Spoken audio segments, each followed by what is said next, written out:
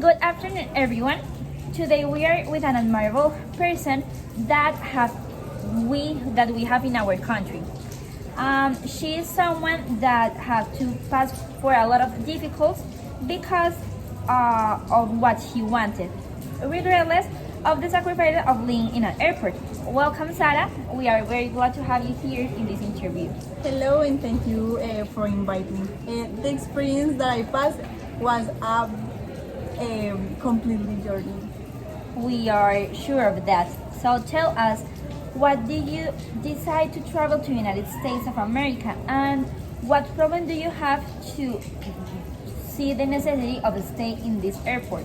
I decided to visit the United States because I want to visit the 911 memorial, and I couldn't leave the airport because I don't have an important document. So for that reason, I couldn't leave the airport. That's very sad. But if you know that your objective was visiting a memorial place, what did you feel when you realized that you need to stay in this airport? It was very difficult. At the beginning, I was very afraid. I don't have much money, and the idea of living on an airport was very unbelievable. And thinking about my family made it much difficult. But while the time was running, I started to adapt, and the people made it much easier. I'm glad to hear that. I think that living in an airport is very stressful, but it could be very interesting.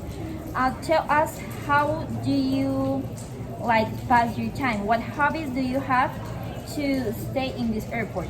Yes, the idea of living in an airport was a little stress. But one of my favorite hobbies was counting the number of flights leaving the airport and watching the planes take off. So that helped me with all the stress. That's very interesting, Sarah. Tell us, how was your process learning the language of English in order to communicate with the people there? The process of learning English was a little bit difficult, but with the help of a lot of people, I started to learn a basic vocabulary. And my friends helped me a lot, and they were very patient with me. And I'm very glad and grateful with all the people because they were not rude with me, and they were able to be patient with all my process. That people is the people that we need in this world. So tell us, do you consider this airport your home? I don't know. At the beginning, as I said before, no, completely no. But while the time was running, I started to love all the airport and its people too. And specifically Fabio, which is the man in charge of the toilet. How was your experience turning back to your country and seeing all the change that you have and seeing other time your family? I was very anxious because I hadn't seen my family in a long time. It had been 9 years, and the desire to see them was very overwhelming.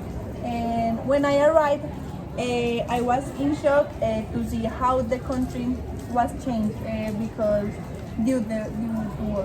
And the country is not the same. It's completely different afterwards. Thank you very much, Sarah, to being here with us and sharing us your experience of living in the airport. We're very glad to have you here. Thank you.